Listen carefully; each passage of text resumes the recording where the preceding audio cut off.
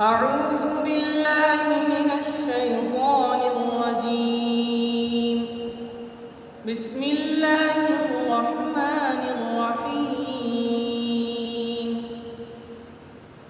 ولقد آتينا موسى الكتاب وجعلنا معه أخاه هارون وزيرا فقلنا اذهبا إلى القوم الذين كذبوا بآياتنا فدمرناهم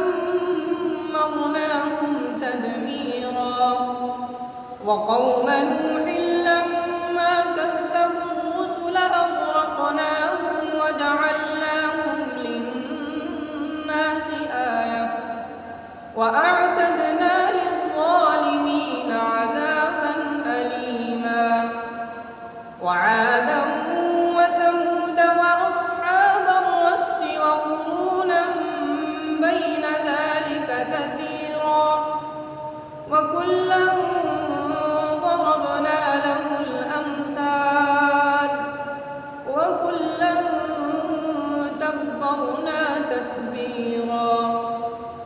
ولقد أتوا على القرية التي أمطرت مطر السوء أفلم يكونوا يرونها بل كانوا لا يرجون نشورا وإذا رأوك إن يتخذونك إلا هزوا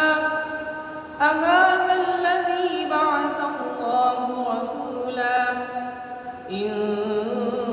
كاد ليضلنا عن آلهتنا لولا أن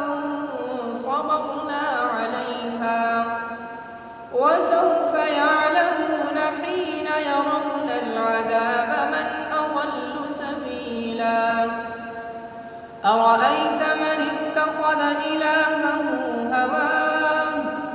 أفأنت تكون عليه وكيلا أم تحسب أن أكثرهم يسمعون أو يعقلون